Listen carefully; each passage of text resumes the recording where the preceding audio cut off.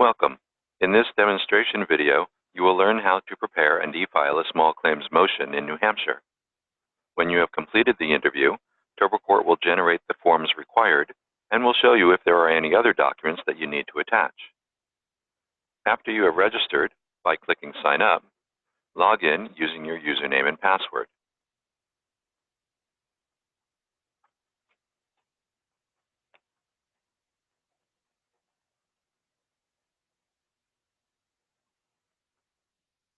Click Change Jurisdiction if New Hampshire is not already showing. To prepare your motion documents in Small Claims Court, click Start Now next to File into an existing case for small claims.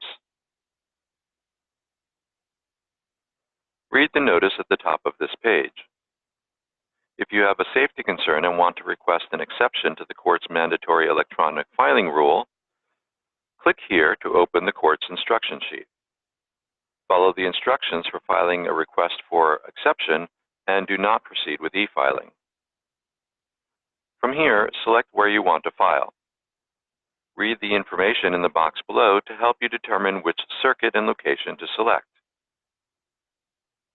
I'll select the Second Circuit. And if there are multiple filing locations available in the circuit you have chosen, select the one you want to file into from the location drop-down box. And click Next. Enter your court case number. Follow the example format below.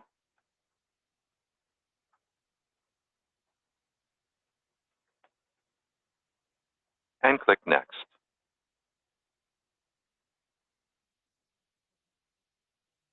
If that case number is found in the court system, it will be displayed here along with your case name. Click on the case number to continue.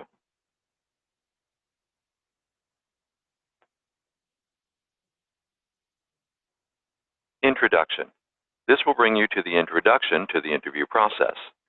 Read the information on this page. If at any time you need additional information, you can click on any of the frequently asked questions or FAQs on the right to get the answers.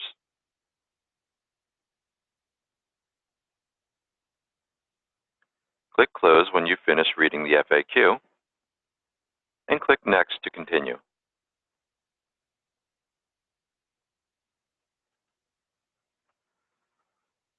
The Getting Started page provides links to helpful information that guides the defendant and the plaintiff in a small claims case.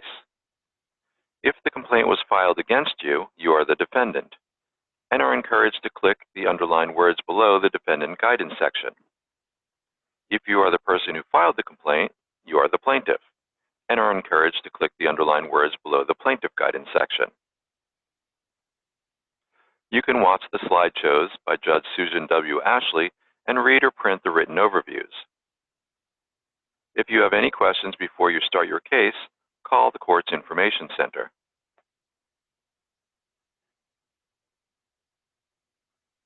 Click Next, and this will automatically take you to the next section, Filer Information. Who is filing? Indicate who you are by selecting yourself from the list. Note that questions marked with an asterisk are mandatory. If you click Next without answering the required question, you will get an error message. Of course, you can always add or amend your answer. Questions without an asterisk are optional. Also, each time you click the Next button, your answers are automatically saved to your TurboCourt account. Note that attorneys may not file through TurboCourt at this time. Instead, they can go to the court's website for other filing options. If your name was not listed, you could select I am not on the list, and then click Next. In this situation, you'd be adding yourself as a case participant. Indicate this by clicking Yes, I want to add myself as a new case participant, and then click Next. Again, attorneys cannot file through TurboCourt, so select No here, indicating you are not an attorney. And then select what your case participant role is from the drop-down list. I'll select I'm the defendant, and click Next. Indicate if you are an individual or a business. And then enter the requested information below. Again, fields with an asterisk are required. If you indicated you are a business, you will need to fill out additional fields. I'm going to return to the who is filing question. Assuming that you are in the list, select yourself. I'll select myself as the defendant, and then click Next. This automatically takes you to the next section, Filing Details. What would you like to file? On this page, select what form you would like to file. The choices shown depend on if you are the plaintiff or the defendant. Forms marked with an A are automatically generated by your answers to the questions. Forms marked with a C, you must complete by typing the required information into a form and then attaching that form. Instructions for how to do this are available at the end of the program. In this scenario, I will select Motion.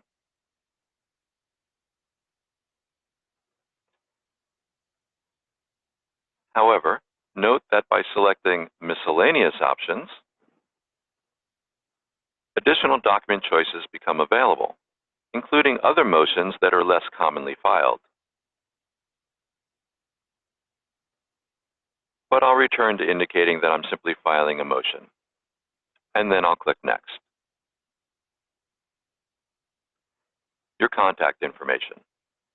If the court does not currently have your email address for this case, you will see two fields to enter the required email address and then re-enter it for verification.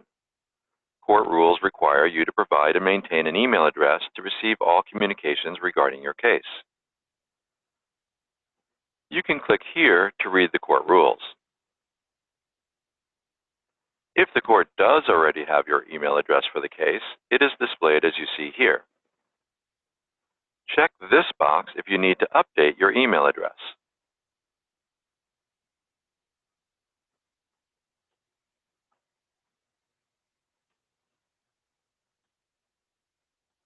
Enter it a second time for verification.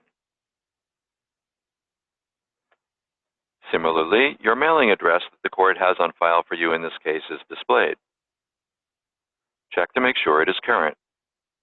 If you would like to update this information, check the box and enter new information into the fields that open automatically.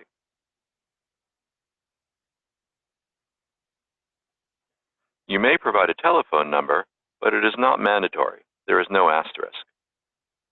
If your residence or business address is different than your mailing address, check this box, and then provide the other email address on the following page. I'll go ahead and uncheck this box because this is my current address. And now I'll click Next to continue. Filing a motion. Select the title of the motion you want to file. The type of motion you select will determine what additional questions you are asked on the following pages. If your motion isn't in the list, you can select Other.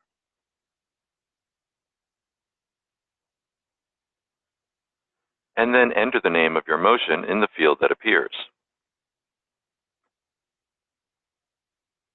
I'll select Motion to change venue, and then click Next. Listing the facts. On this page, list the facts you want the court to know when considering this motion.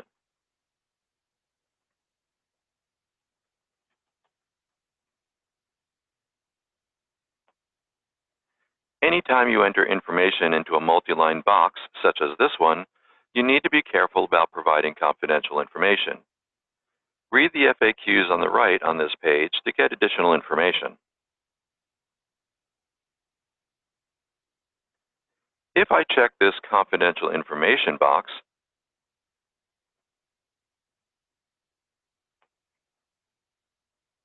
it provides instructions explaining how to include confidential information.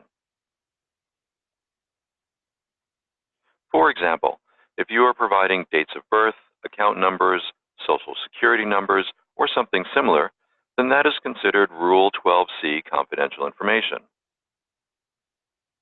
and it needs to be split up. In that situation, you would check this box, enter the non-confidential information in this top box, and enter the confidential information in this bottom box for the Rule 12c confidential information.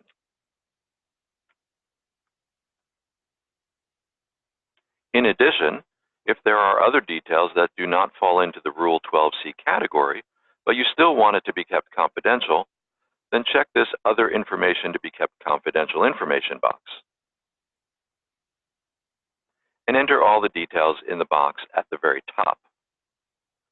You will also need to attach a motion to seal when you finish the interview. The court will rule on that motion regarding whether the information you provided should or should not be kept confidential. TurboCourt provides you with a link to that court form later on so you can fill it out and attach it if you need it. If you are not including any confidential information, then simply leave the confidential information checkbox unchecked and simply click Next. On this page, state the relief you are seeking with this motion.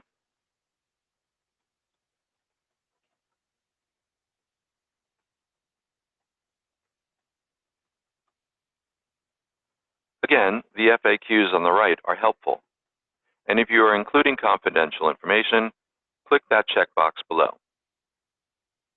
Click Next.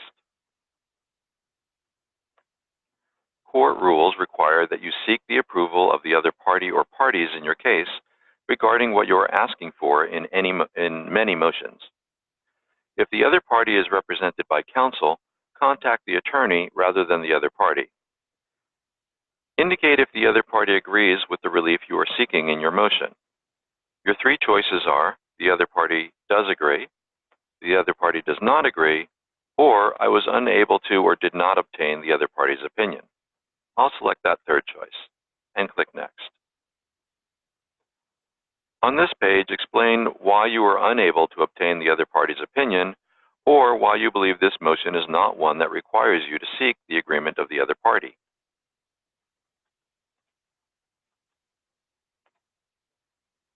And click Next. You must serve copies of all documents filed with the court to all the other parties in your case or to their attorneys if they are represented. Check the parties to whom a copy of this filing will be delivered, and then click Next to proceed. For each person listed, select the correct e-service contact or email. Only parties without a listed e-service contact or email address may be served by U.S. mail or hand delivery. Click Next after you have made your selections. When you have answered all the questions, TurboCourt will automatically generate your forms for you. You now have a completed form set, and it is given a unique TurboCourt form set number. On the left, you will see that no filing fee is required in this scenario.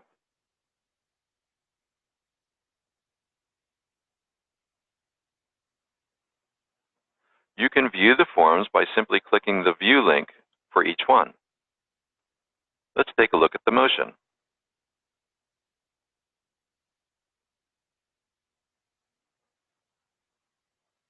Motion to change venue.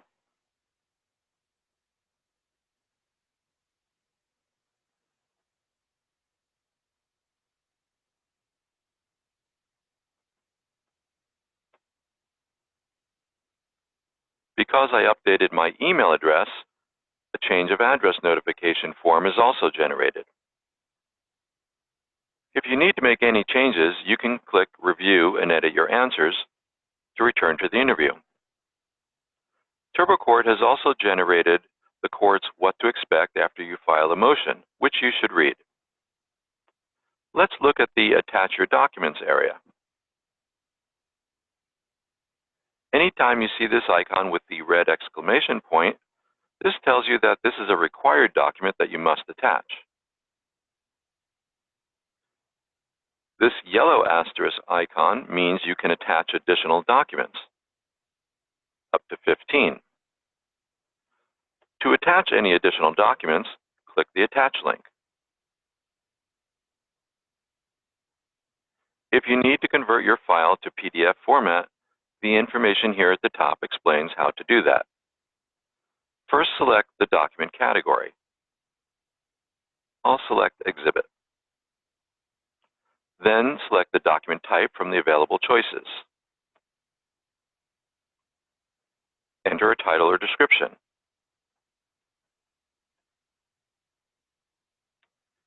And click Choose File to select the file you want to attach.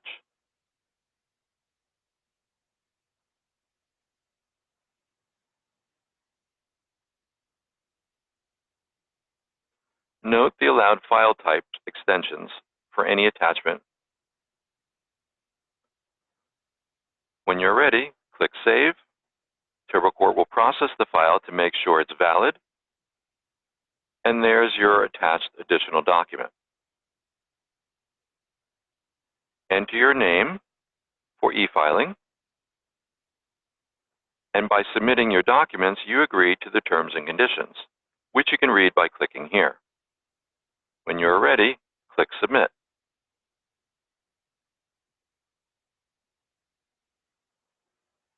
Your TurboCourt form set number 56266 was just sent to the court, and the status changed from completed to filing pending. Once the court processes your submission, it will change to delivered, and then it will change to e-filed after it is accepted by the court.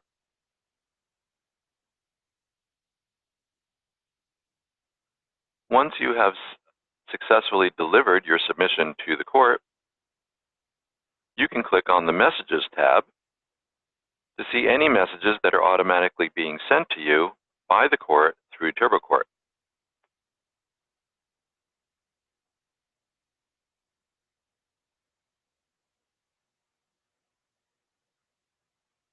To return to your filing details, click the Filing Details button at the top. And once the status changes to e-filed, you can click on the e-Service tab to see if the people that were sent the documents through their email address have looked at them. Also, after the status changes to e-filed, you will see additional links to access the stamped court copy of your documents. And that's it. You're done. You're now simply waiting to find out the status of the court's processing of your submission and waiting for it to change from delivered to e-filed.